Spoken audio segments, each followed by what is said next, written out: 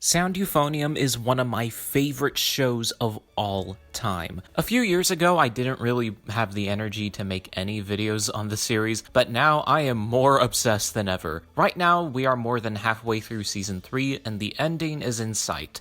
Maybe. I'll definitely do a review of the entire franchise as a whole, but right now I want to talk about the episodes we got so far and give my general thoughts on them. And this will be a very messy and unorganized video. It'll just be me rambling on about thoughts, predictions, hot takes, and a bunch of other tangent nonsense. But before that, I also want to do a quick review to convince those who haven't seen Sound Euphonium to watch it immediately. The show follows a freshman in high school named Kumiko, a very ordinary and indecisive person who also happens to be a euphonium player. By a number of circumstances and chance interactions, she gets roped into the Kitology High School band, who are infamously terrible at playing music. However, with the help of their strict band instructor Taki, the band tries to work their way to getting gold at nationals, all while Kumiko gradually comes to know and befriend a number of people in the band. I don't have to spell out that the animation is beautiful, it's KyoAni after all, but what is just as beautiful is the concert music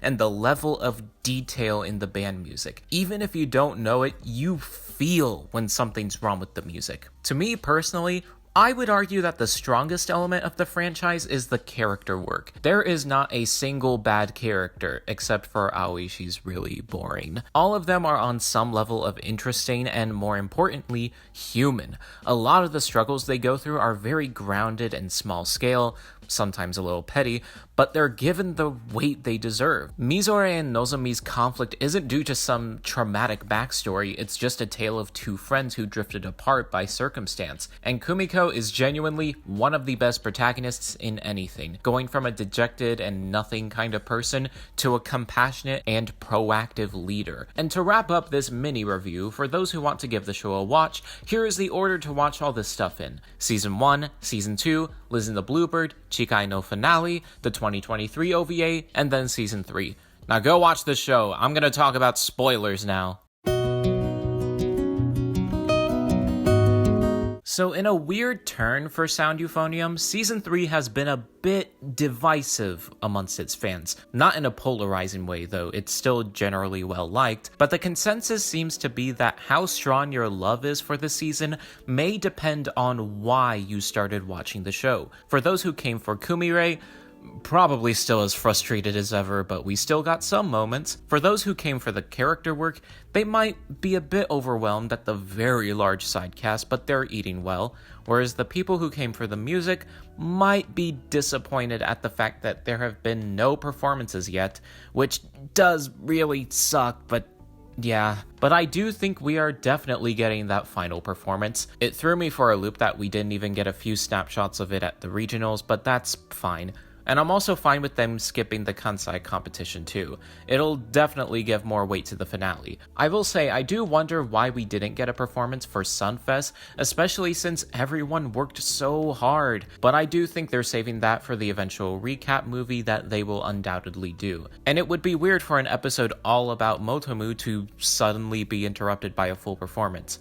But still, Sunfest is so cool, why didn't you do that? As for why KyoAni is cutting most of the music this season, I think it's more than just squeezing an entire year into one season. I actually think it reflects what this season is going for, or at least what themes it's trying to present. Seasons 1 and 2, the first year content, easily had the most music, but that's because there was a bigger focus on improving the band as a whole and improving everyone's musical language. Liz and the Bluebird and Chikai no Finale, the second year movies, still had a lot of music in them, but there was a bigger and more noticeable focus on specific character relationships. And now in Season 3, we are seeing a much bigger emphasis on Kumiko's future, more specifically, college and where she wants to go in life. That's my theory, at least. So yeah, it makes sense that those who took an interest in the series because of the music are a little disappointed. But for people like me who came for the character work, we're eating pretty good right now. And I think we are heading for massive depresso territory the closer we get to the end. But I'm getting ahead of myself. Sound Euphonium having a crap ton of characters is fine actually. One criticism I've heard about Sound Euphonium overall is how it juggles way too many characters. It does get a little overwhelming in Season 3 when it deals with the Chikai no Finale characters and the entourage of new first years plus Mayu, but personally I think it's perfectly fine. It fleshes out the band as a unit by making the bandmates feel like real people who lead their own lives and have their own friendships, but also whenever one of the members is being focused on, it's usually not for very long. The past few episodes especially feel like a lot has been happening when not a lot of the show's runtime has actually passed. Each episode is equally impressive at cramming in so much story and character without it feeling overblown. And as someone who loves whenever shows do that with their episodes, this doesn't bother me at all, especially because a lot of the sidecast's role is to further the development of the actual main characters. Which brings me to...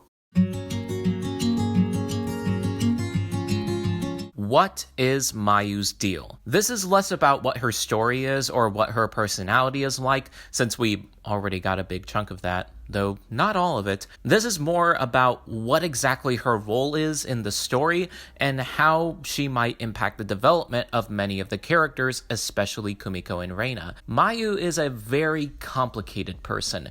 Initially just a very talented and goody two-shoes kind of girl who is slowly revealed to be a dejected loner who keeps her distance while still being friendly and considerate to others, though at her own expense. As Kumiko put it, Mayu is a lot like Kumiko in her first year, but there is a noticeable difference. Kumiko made friends with Hazuki and Midori not just out of convenience, but because they approached her first. As far as we know, she didn't really care about her impact on others or if she had friends until later on when she's motivated to meet Taki's expectations. For Mayu, she wants to make friends and is actively looking for opportunities to connect with others, but is shut down by most of them just mingling with each other. Most interestingly, Kumiko's apprehensiveness to talk with Mayu especially contributes to Mayu's loneliness, and I think there is a good reason why. Kumiko, Reina, and Shuuichi chose to have 3 auditions, one for each performance, and many of the characters, Kumiko and Mayu especially,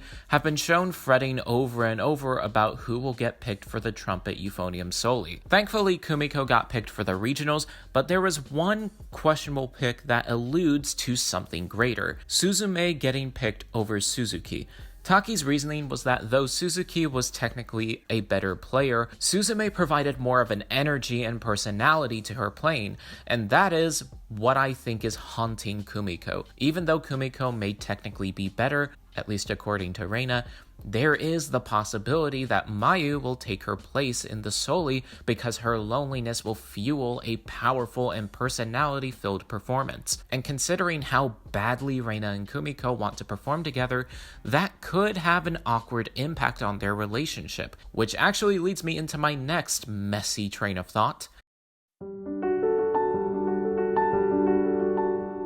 Kumiko and Reina have one of the most adorable and heartfelt bonds in any series that I've seen. The way the two continue to inspire each other and grow as people is wholly endearing, but it's also tied to a lot of weirdly romantic imagery, making the development a bit confusing at times and pretty much the poster child of anime queerbaiting. But just as bad, this continuous tease also kneecaps Shuichi's character, as I assume he was more fleshed out in the light novel before being relegated to the token love interest, especially in Chikai no Finale where they basically did nothing with him, which is why in Season 3 I was really surprised to see that he and Kumiko and Reina made an incredible trio, constantly communicating and working together, and it sucks that we don't have more scenes with them actually together. If he wants to get together with Kumiko, he'll need to walk miles to be at least interesting. And that leads me to the question,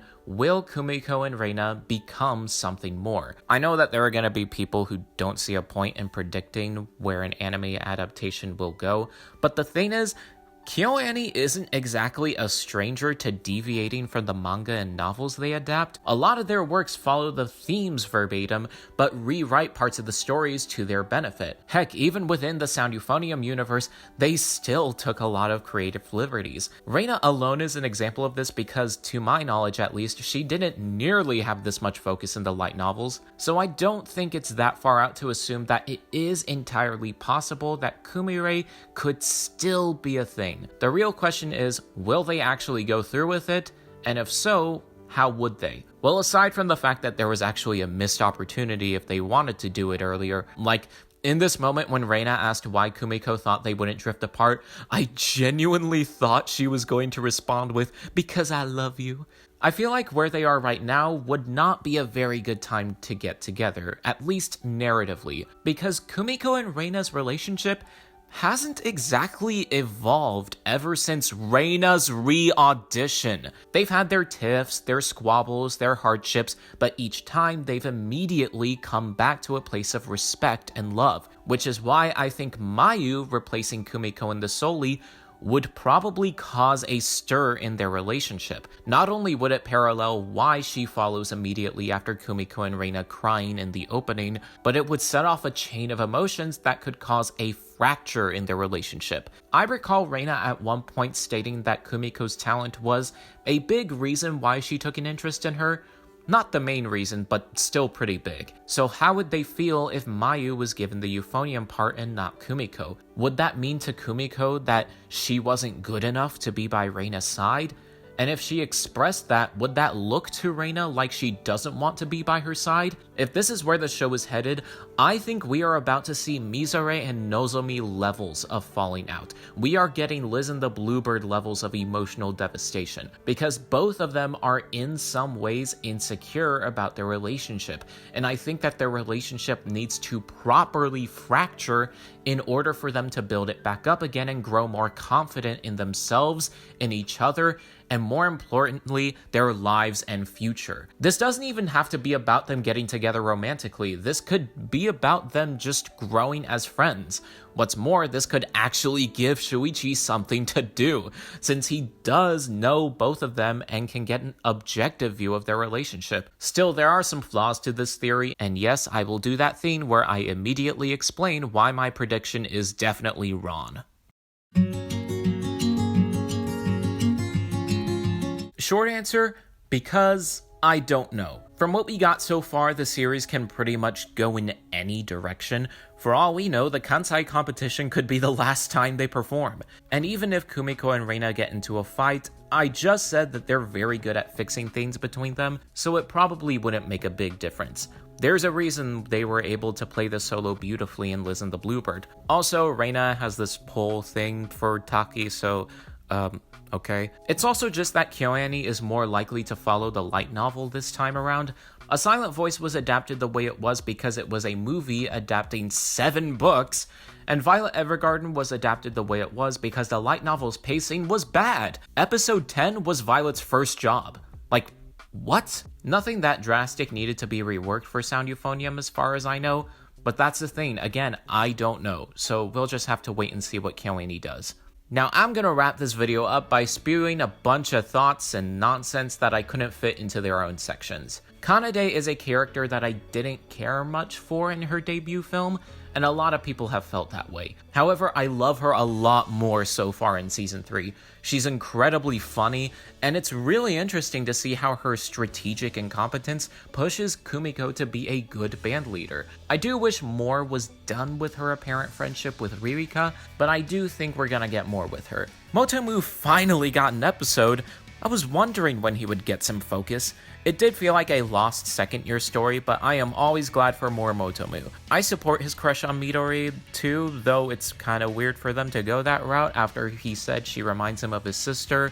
Okay. I love how Suzume initially comes off as an energetic ditz, as they usually do, but then it's revealed that she is incredibly proactive and strategic, especially in episode 3 where she lies her ass off to get Kumiko to comfort Sari. I do wish that there could be more focus on the already existing sidecast instead of the new first years, but I will take any instance of Tsubame. And finally, is this actually the end of Sound Euphonium? I'd say yeah, but it would be nice to get some extra content in the future. We could get a Mizore and Nozomi OVA, that would be cool. Oh yeah, I forgot. Natsuki and Yuko are definitely girlfriends, and you can't change my mind. But for the most part, I think the season is paced fast enough to make it to the end. Unless it pulls a fast one and makes a movie finale, and if that happens, I will be absolutely hyped. So that's it for this absolute mess of a video. The show ain't over, and any prediction I have is probably and definitely wrong. What are your thoughts on Sound Euphonium 3 so far? Make sure to like, comment, subscribe, and hit the bell. Thank you for watching, and I'll talk about this show more in my actual elongated review once it's done.